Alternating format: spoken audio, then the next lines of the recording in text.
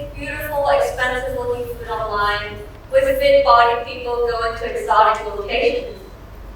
But how many of us actually make an effort to maintain our mental well-being amidst all these successes? It seems like all the mental health campaigns are emphasizing the need to talk to someone professionally to get help with it, but it's not that simple to some of us. What about the cost? What about the stigma? I wouldn't know even where to start.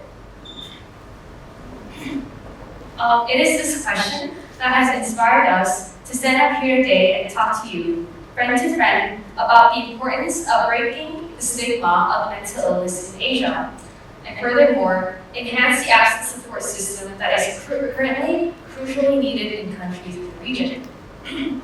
So to put this problem into perspective, let's take a look at some examples and evaluate what they are and their validity.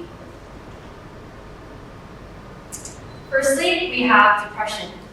Some of us believe that depression is simply feeling lazy or being blue. However, the reality is depression can be a persistent feeling of sadness, apathy, and hopelessness that can last up to 2 weeks. In fact, it is so common that roughly 3.8% of the entire world population is diagnosed with depression. That is roughly 280 million people. Can you imagine it? 280 million people. And these are only individuals who have been properly diagnosed. What about the rest of us? What about people who don't find the courage to speak up about conditions and get help?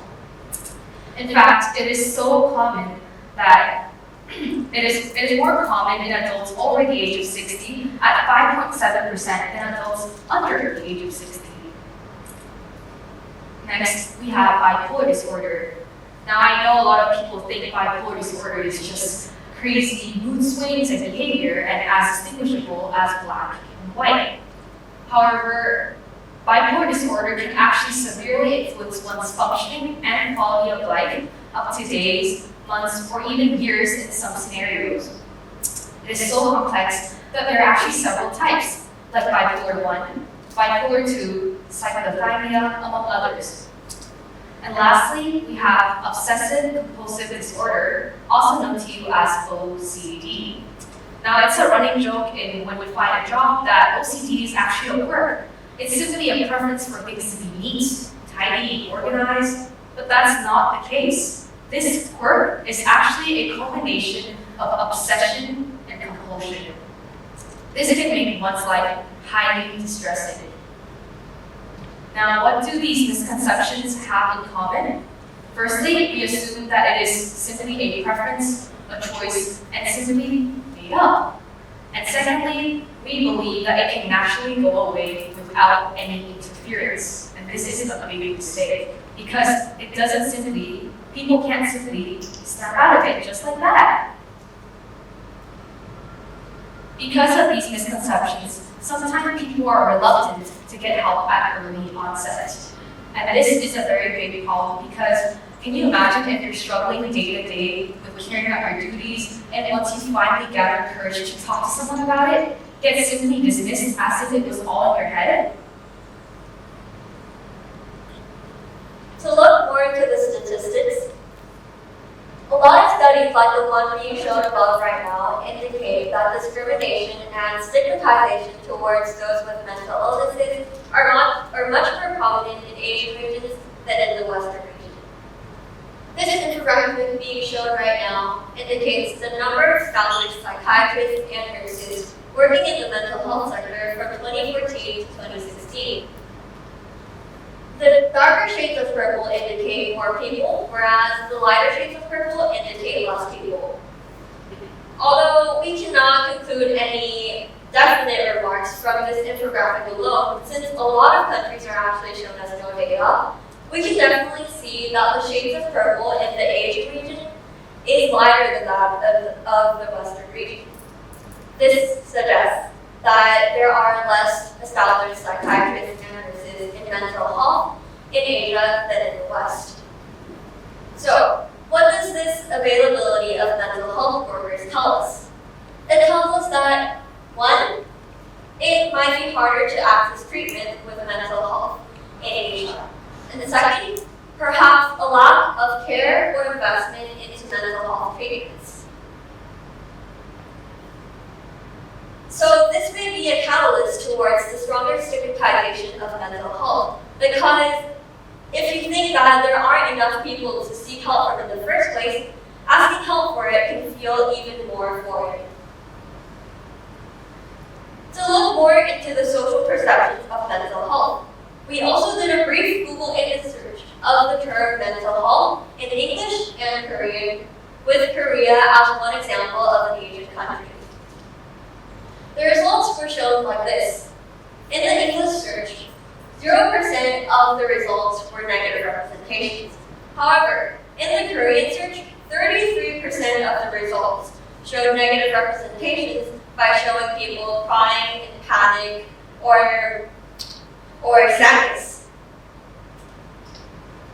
Considering that photos convey complex and large themes in such concise proportions, they can often show our common sense aspects or stereotypes that we hold towards concepts.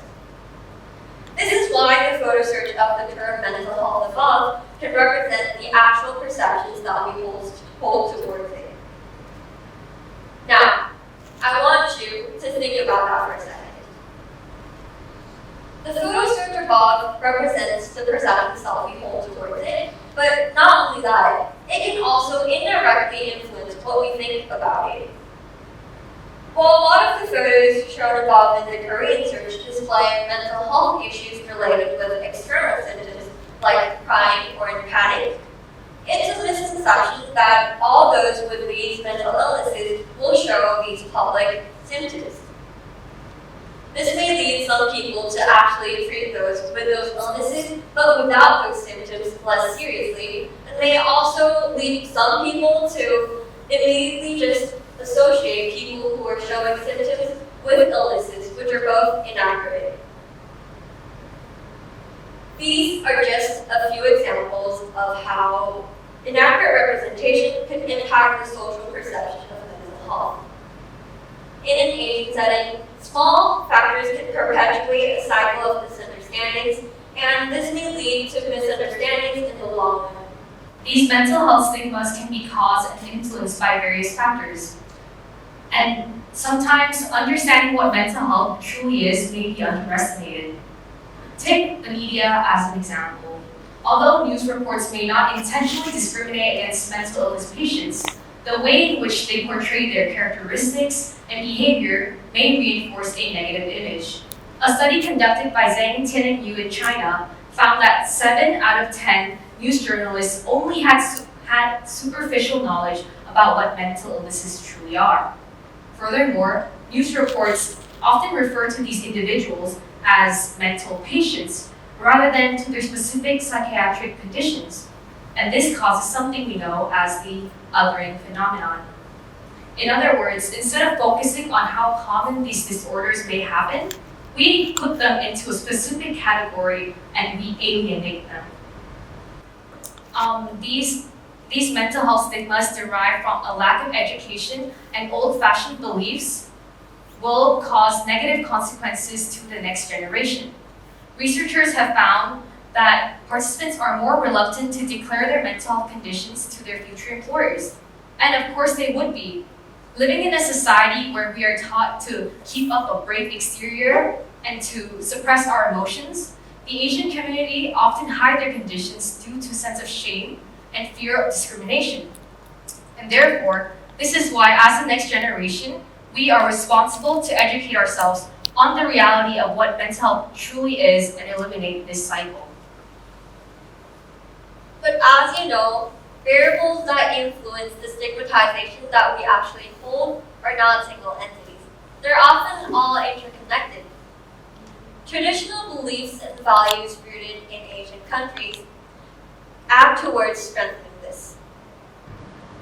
Generally speaking, there is a higher ratio of countries with high collectivistic values than individualistic values in Asia.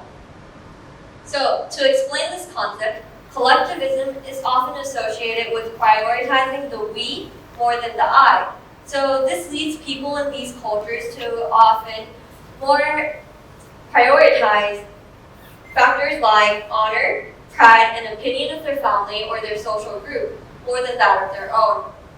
So this may cause those people with abnormalities such as mental health disorders to think of that as much more of a weakness than those living in Western regions with individualistic cultures. As we have learned from the current pandemic, often it's the invisible forces that are the most dangerous. Just because mental health illness issues are not immediately apparent does not mean that they don't deserve recognition. It is the time to break the cycle of mental health stigmatization. Although there is no denying that there has been incredible progress towards understanding it, it is also undeniably true that there still is differences in understanding mental health in generations, social classes, or even different races. We need to work together towards breaking this stigmatization. If we are to be affected by each other in all our lives, let's make sure to be there to support each other too. Start first with an open attitude and kindness. With our generation's privilege to access plentiful resources though, we have the full capability to truly understand what mental health is. Therefore, as young adults and students, we have the responsibility to correct misunderstandings and spread accurate information. Therefore, the next step to achieve progress in mental health is to eliminate this cycle. So from now on, spread facts instead of misconceptions. Sympathize instead of criticize. And most importantly, if you haven't already done so, please do research on what mental health is and what mental well-being and what mental illnesses are. So join us in creating an accepted environment where mental health matters